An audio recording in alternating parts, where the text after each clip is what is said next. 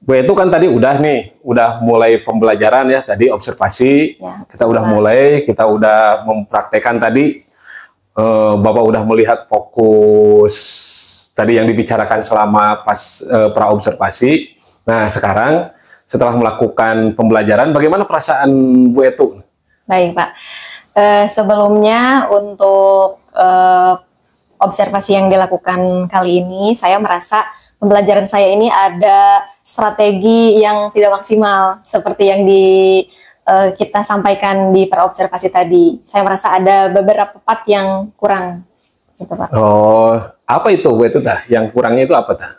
Pada pembelajaran ini, di sebelumnya saya sampaikan karena pembelajaran di kelas 12B ini sumbernya maksudnya bukan sumbernya, patokannya berdasarkan pembelajaran dari kelas 12D, di mana kelas 12D saya menemukan ada kendala dari pengaturan waktu.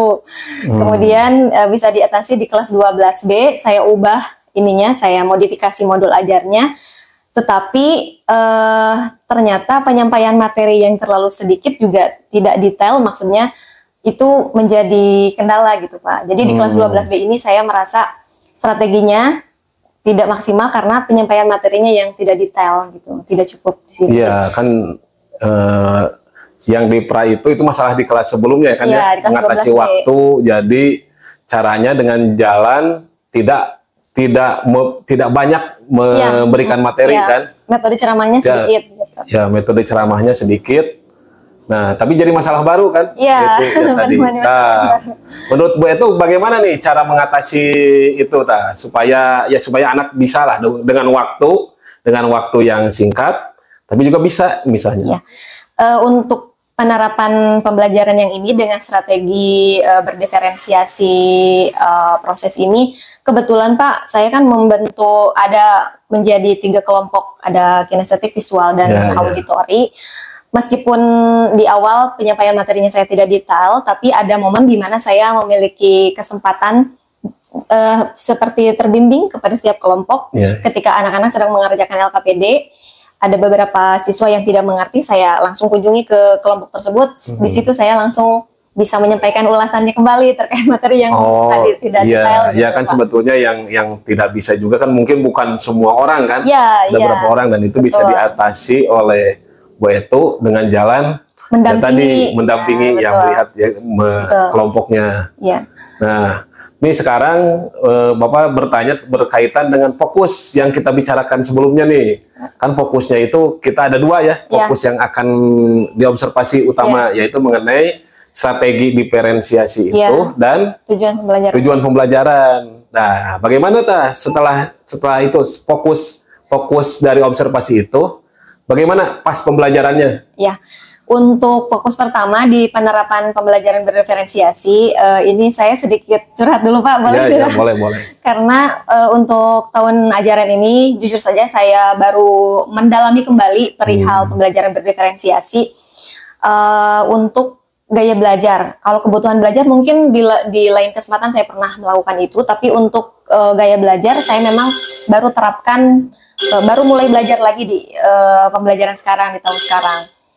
Pada penerapannya di kelas ternyata saya mengalami beberapa kendala Pak. Salah satunya adalah ternyata ada satu siswa yang memang pengelompokannya tidak sesuai dengan apa yang dia rasakan sendiri. Ada salah satu contohnya itu atas nama Sandawati dan Firji Pelangi Pak. Ada Sandawati dan Pelangi. Di mana pada saat pembelajaran itu kebetulan Sandawati itu ada di tim kinestetik. Dan ternyata itu tidak sesuai Pak dengan karakternya dia sebagai tim kinestetik gitu. Itu satu. Yang keduanya tujuan pembelajarannya memang kalau dari segi tujuan pembelajaran memang tidak terlalu banyak kendala. Akhirnya tujuan pembelajarannya kan peserta didik mampu membedakan surat lamaran pekerjaan berdasarkan berbagai jenis informasi. Itu tidak terlalu banyak kendala Pak. Akhirnya rata-rata anak-anak memahami. Tapi itu Pak, di pembelajaran berdiferensiasinya saya ada kendala. Jadi kan ada fokus yang pertama tentang strategi itu mungkin yang ada masalah. Terus yang kedua mah tentang tujuan pembelajaran, pencapaian strategi itu terhadap tujuan pembelajaran itu nggak bermasalah. Berarti yang pertama kan yang diferensiasi. Itu. Nah tadi kendalanya ada anak yang tidak sesuai kan gitu. Nah cara mengatasinya bagaimana nih mengatasinya? Kebetulan 2 siswa yang menurut saya tidak sesuai dengan pengelompokan gaya belajar ini, anak dengan latar belakang yang kecerdasannya memang lumayan Pak, sehingga meskipun anaknya bilang, Bu, saya tidak suka gaya belajar seperti ini, saya tidak suka belajar dengan bermain peran, saya lebih suka visual aja gitu. Tapi saya coba arahkan, ya sudah kita ini dulu belajar dulu, coba tahu Sandra suka di sini gitu. Akhirnya ya tetap mengikuti, karena memang alurnya sudah saya buat gitu Pak. Jadi si anak itu gimana nih? Kan si anak gak mau nih misalnya diterapkan di sini. Nah si anak sama Bu Etu di mana dipindah atau tetap di sana? Tidak dipindah dalam proses pembelajaran tadi, tapi saya coba arahkan lagi. Saya berikan pandangan bahwa pada dasarnya memang setiap anak itu kadang-kadang memiliki 2 gaya pembelajaran gitu, 2 gaya belajar kadang-kadang bisa. Meskipun anak-anak tersebut secara sadar saya tidak suka, tapi saya karena sudah proses pembelajarannya berlangsung, LKPD-nya sudah saya sebar, jadi saya lanjutkan gitu Pak. Di pembelajaran selanjutnya saya akan coba dengan hal yang baru. Dengan hal yang baru ya walaupun ya yang itu yang pertama kan si anak ya inginnya bukan itu ya mungkin karena berhubungan juga dengan minat yang lainnya ya. Iya betul. Minat yang lainnya gaya belajarnya mungkin juga si anak ketika ngisi itu juga mungkin Bu itu ketika ngisi LKPD asesmen awal pembelajarannya penentuan gaya belajar juga dia mungkin dia ngasal juga kan bisa gitu juga misalnya. Sehingga dia termasuk ke pengelompokan kinestetik. Ya, ke pengelompokan kinestetik. Tapi kan secara tujuan pembelajaran kan tercapai. Ya, itu kan cuma mungkin kasuistis lah berapa anak kan, tapi bisa diatasi gitu saya. Ya itu. Terus yang kemarin itu ya ketika pembelajaran apa sih menurut Bu itu yang sudah baik apa sih? Menurut pandangan saya sendiri bagi pribadi saya, yang baiknya adalah saya sudah berusaha menerapkan pembelajaran berdiferensiasi ini, yang dalam prosesnya sebetulnya saya baru mempelajari lebih dalam terkait dengan gaya belajar, karena sebelumnya saya belum menerapkan itu dan ternyata hasilnya saya menyadari bahwa setiap siswa itu memang memiliki kebutuhan yang berbeda-beda, memiliki gaya belajar yang berbeda-beda. Jadi selama ini saya merasa, oh ternyata saya salah. Satu anak dipaksa untuk diberikan LKPD yang sama ketika minat anak itu sendiri berbeda gitu Pak. Jadi saya di situ ada timbul juga rasa bersalah, saya tidak memfasilitasi anak didik saya dengan baik gitu Pak. Ya rasa bersalah juga, ya jangan berlarut-larut aja gitu. Itu sudah bagus sebetulnya ketika muncul rasa bersalah, bukan rasa bersalahnya kan yang penting itu, tapi keinginan memperbaiki dirinya itu kan yang paling penting. Nah itu sudah bagus. Nah dari Bapak juga ada beberapa catatan nih Bu itu hasil observasi itu boleh disampaikan Bu itu? Iya Pak, tentu saja. Ya sebetulnya ya itu sudah bagus lah pembelajaran diferensiasi kan ketika guru bagi Bapak sendiri misalnya ketika ada guru yang melakukan pembelajaran diferensiasi itu kan suatu hal yang luar biasa, itu kan keinginan berubah itu ya luar biasa kayak Bu itu luar biasa. Nah catatan Bapak kalau dari strategi pembelajaran diferensiasi itu nggak ada masalah lah. Mungkin dari tekniknya itu mungkin juga tadi lah kasusnya ada beberapa anak yang kurang paham. Jadi Bu Etu itu ketika proses pembelajaran hanya fokus di kelompok tertentu gitu. Di kelompok tertentu ada kelompok-kelompok yang ya bagi Bapak kan yang nggak tahu ya, Bapak itu hanya cuma ngobservasi aja. Betul, itu ada yang nggak imbang gitu. Peran Bu Etu itu banyak di sini banyaknya gitu. Ada beberapa kelompok yang banyak dan yang lain juga yang belum ini, walaupun ya mungkin Bu itu ada alasan tersendiri mungkin Bu itu kita ya dari yang catatan Bapak itu. Nah itu sebetulnya secara umum ya sudah baik. Nah sekarang rencana tindak lanjutnya bagaimana nih Bu itu nih supaya ya pembelajarannya kan lebih meningkat lagi kan? Kebetulan kelas B ini termasuk kelas yang Bukan dibedakan Pak, tetapi karena porsi pembelajaran kelas B ini sama dengan porsi pembelajaran kelas D dengan posisi 3-2 untuk maksudnya 3-2 itu 3 jam, 2 jam dan 3 jam, sehingga modul ajarnya Pak itu tidak bisa disamakan dengan kelas yang lain karena 2 jam di pertemuan pertama 2 jam, di pertemuan kedua 3 jam, sedangkan kelas lain 3-2, sehingga otomatis itu harus ada modul yang berbeda gitu Pak, strateginya tentu harus berbeda karena yang 3 jam dengan 2 jam tentu saja berbeda.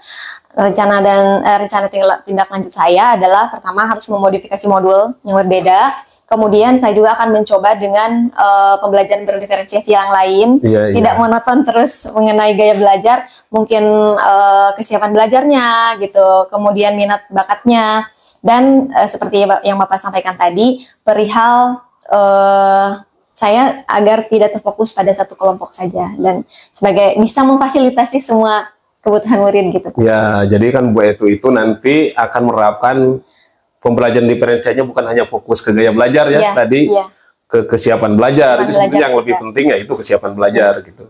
Kesiapan belajar. Ada lagi nggak misalnya yang akan Bu Etu kembangkan nanti? Misalnya. Tentu saja bukan hanya strateginya Pak, tapi misalnya saya mencari referensi media belajar yang disukai anak-anak. Tidak hanya misalnya saya menggunakan PowerPoint, bisa saja.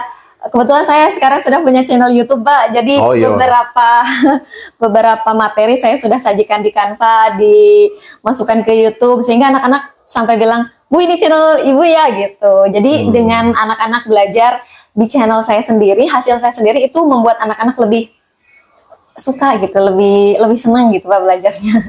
Gitu Pak. Mungkin media belajarnya dan sumber belajarnya juga.